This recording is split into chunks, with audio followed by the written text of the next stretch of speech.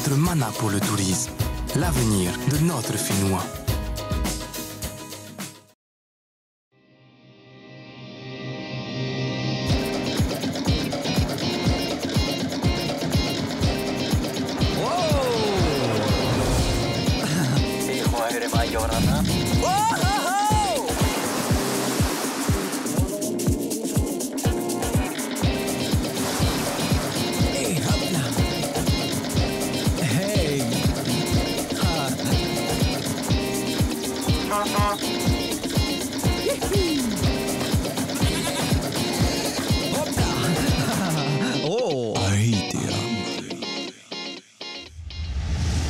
Yaorana à toutes et à tous et bienvenue dans Ahitea, votre émission hebdomadaire consacrée au tourisme et ses métiers.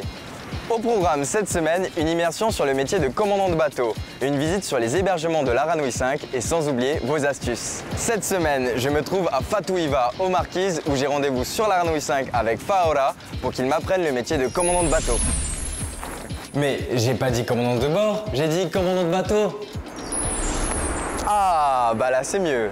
Aujourd'hui, je me trouve sur l'Aranui 5 et j'ai rendez-vous avec Faora pour apprendre le métier de commandant de bateau. Et Yorana Faora. Et Yorana Teki, bienvenue à bord de l'Aranui. Donc tu veux connaître le métier de commandant de bord? Oui, c'est exact. Tu peux m'apprendre le métier? Ok, allez, suis-moi. J'ai hâte de découvrir ce métier de commandant de bateau sur l'Aranui 5, qui m'a l'air fort intéressant. Voilà Teki, bienvenue à la passerelle de l'Aranui 5. C'est magnifique en tout cas, c'est là où tu pilotes tout d'ici. Voilà, c'est mon lieu de travail, donc tout ce qui se passe à la conduite du navire se passe ici. D'accord. Et en fait, en quoi consiste le métier de commandant de bateau? Alors, le métier de commandant de bateau, en fait, en premièrement, je suis le représentant de l'armateur. Et ensuite, je suis responsable de tout le navire, que ce soit les passagers, le fret. En gros, c'est ça quoi, je suis responsable du navire, que ce soit sur la conduite et sur la sécurité. Entre les passagers, le fret et la navigation, Faoroa occupe un poste à très haute responsabilité. Moi, je te propose qu'on prépare la passerelle, qu'on prépare le navire pour l'appareillage. Okay. Je te propose d'appeler la machine et puis on peut démarrer la machine. Ok, pour démarrer la machine, il y a une clé, un truc comme ça? Non, c'est l'équipe machine qui va s'en occuper. Donc on a juste à appeler au 912. D'accord. Donc le téléphone est là, Voilà, c'est 912. 912 et tu lui dis que voilà, c'est la passerelle, okay. On peut préparer la machine et démarrer. Alors, ok. Hop, ça sonne. Yorana, bonjour. Vous pouvez préparer la machine et démarrer, c'est ça? C'est ça, démarrer les moteurs. Ok, démarrer les moteurs. Maruru. Voilà, les moteurs vont être démarrés. Maintenant, il faut savoir où aller. Il faut donc enregistrer le cap pour le pilotage. Nous restons à Fatuhiva, mais direction la magnifique baie des Vierges de Anavave.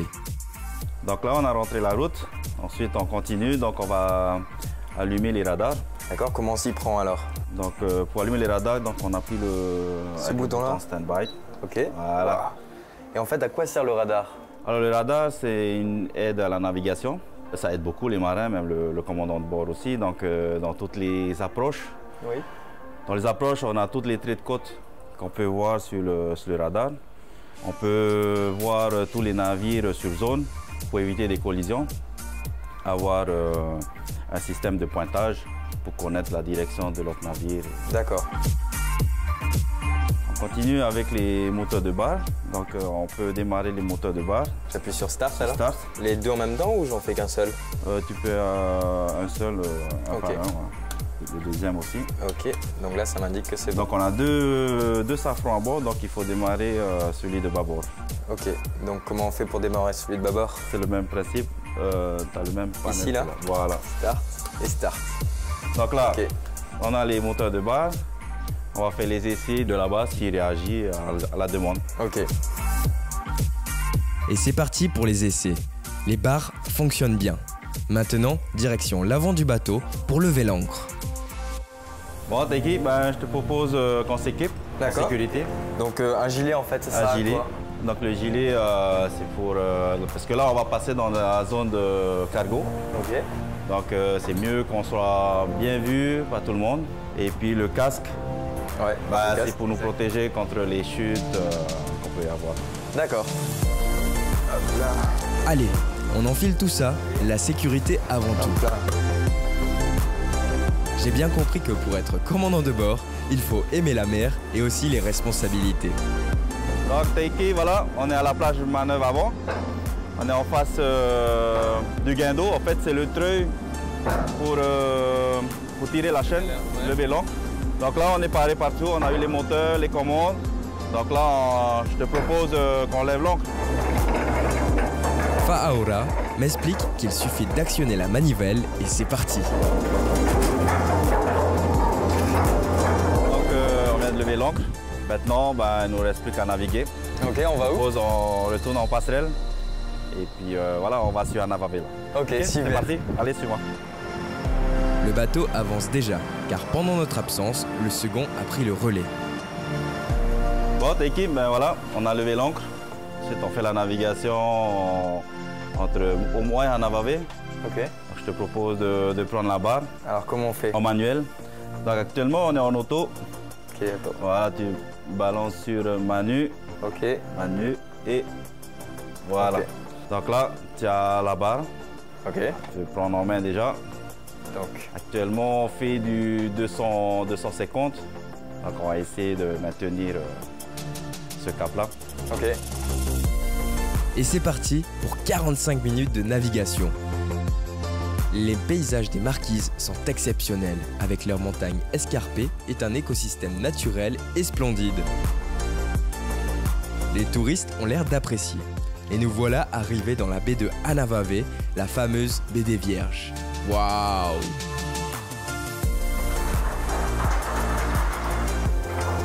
Bon, Teki, ça y est, on a mouillé l'encre à Anavavé. On va programmer pour la suite du voyage. Donc là, aujourd'hui, on est à Anavavé. Donc on doit rallier demain pour Mao. Donc on va tracer sur la carte marine notre route. Ok, alors comment on fait pour tracer la route?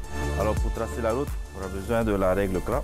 Donc la règle CRA, c'est utile dans la marine marchande, sur un navire, justement pour avoir la graduation du cap et du compas à pointe sèche.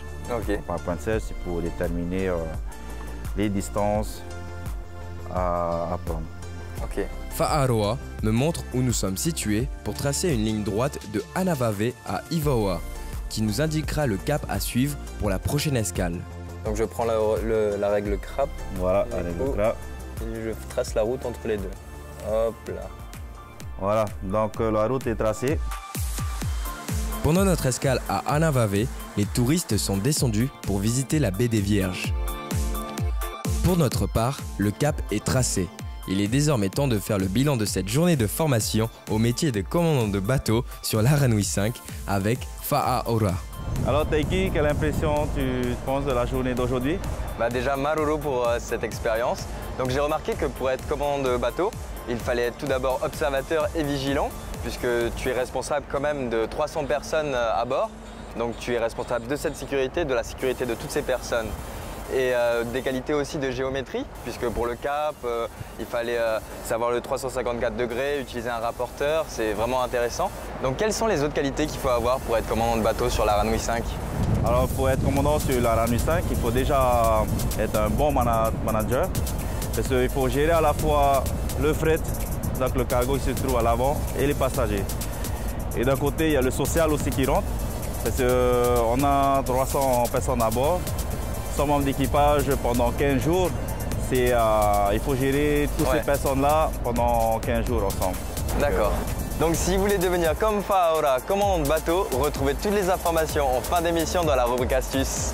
En tout cas, maruru Fa'aora pour cette magnifique journée, c'était génial. C'était un plaisir.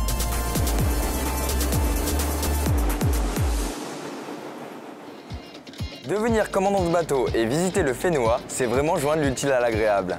Allez, on reste sur l'Aranui 5 pour découvrir les hébergements que propose ce navire de croisière. Alors, l'Aranui 5 est arrivé en Polynésie en 2015. Donc, les premières croisières ont commencé le 12 décembre 2015. Dès l'arrivée de l'Aranui, comme vous le savez très bien, c'est un bateau mi-croisière, mi-cargo. Donc, c'est vraiment cela qui fait l'authenticité du navire et qui permet justement aussi à nos passagers de voyager dans les îles où d'autres bateaux de croisière n'ont pas accès.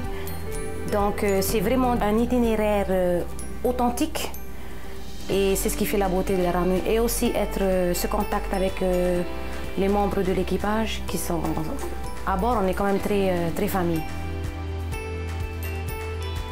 Nous avons 6 catégories de haut de gamme à bord.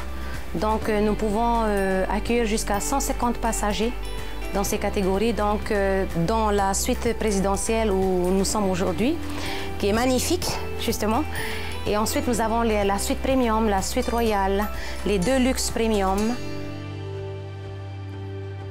Donc par exemple ici la suite présidentielle, nous avons par exemple un coffre-fort à leur disposition, internet gratuit pour les passagers, un panier de fruits, un bouquet de fleurs pour les accueillir, une bouteille de champagne.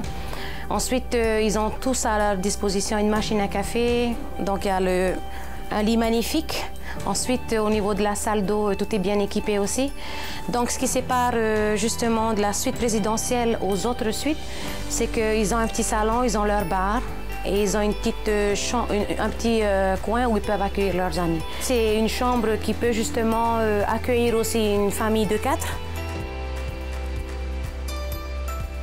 À bord, nous offrons beaucoup d'activités à nos passagers, mis à part les services comme le spa, la boutique, la piscine, les transats à leur disposition, le grand restaurant, le salon où nous offrons des cookies vers 16h de l'après-midi, un peu du genre tea time. Ensuite, nous avons les bars à leur disposition aussi.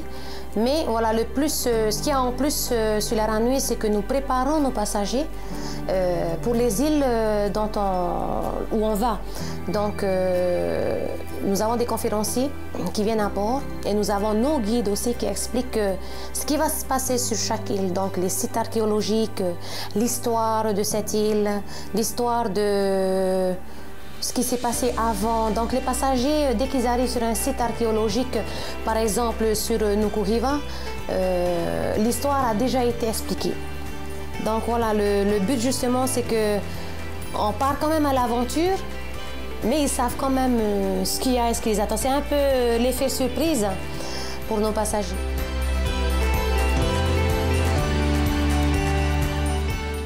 Et on continuera la visite de ces hébergements dans la prochaine émission consacrée à la Rà Nui 5.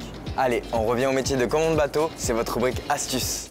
Pour devenir capitaine de marine marchande en Polynésie française, il vous faut être titulaire d'un baccalauréat, passer le concours diplôme d'études supérieures de la marine marchande disponible en Polynésie, intégrer l'école nationale de la marine marchande pour obtenir un diplôme supérieur d'ingénieur, avoir un sens de la prise de décision dans toute situation, être un bon gestionnaire et surtout avoir un sens du commandement tout en sachant déléguer ses responsabilités.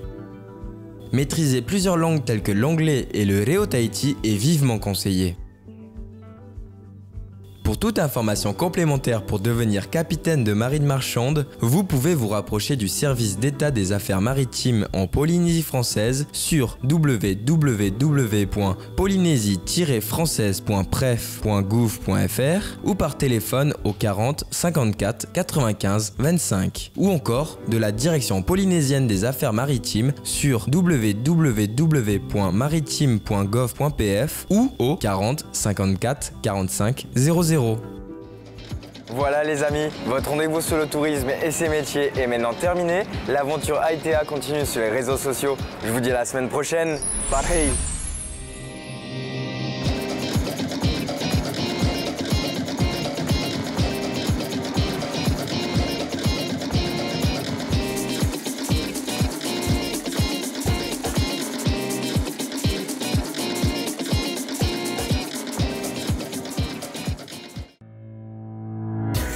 Notre mana pour le tourisme, l'avenir de notre Finnois.